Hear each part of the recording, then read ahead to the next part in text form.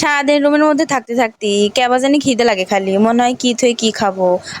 আপনার আবার খালি খিদেই লাগে। ভাত খাওয়া শেষ করতে না করতে মনে হচ্ছে কি মুগলাই পরোটা বানা খাই। মুগলাই পরোটা খাওয়ার পরে মনে হচ্ছিল কি আবার কি বানা খাবো কি বানা খাবো। আমি যে সারাদিন এত খাই খাই করি, এটা কি আমার দোষ? এটা হচ্ছে আমার পেটের দোষ। পেট কয় কি এটা খা ওটা খা সেটা খা, পেট খেলে আমার ওইলি নেয়। এটা তো আর আমার দোষ না। মুগলাই পরোটা বানানোর সময় রুটিটু এহা তেরা বেহা হয়েছে, ওটা কোনো বিষয় না।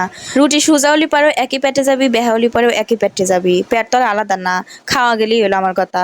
খাদি তো আর খারাপ হয়েছিল না, মুগলাই ফুলে টুলু হয়েছিল। মুগলাই পরোটা খাতে যে কি ফাইন হয়েছিল কি কব আপনি করে। আর বাজারে 50 টাকা করে বেচে দেয়, অল্প একটুই খায়, মনে হয় না, তৃপ্তিও না, ভাল লাগে না। আর বাড়িতে বানা খালি পেট ভরেও খাওয়া যায়, মন ভরেও খাওয়া যায়, স্বাদে স্বাদেও খাওয়া যায়। আমার মুগলাই পরোটা বানানো শেষ, কাটাও শেষ, এখন খাওয়ার পালা।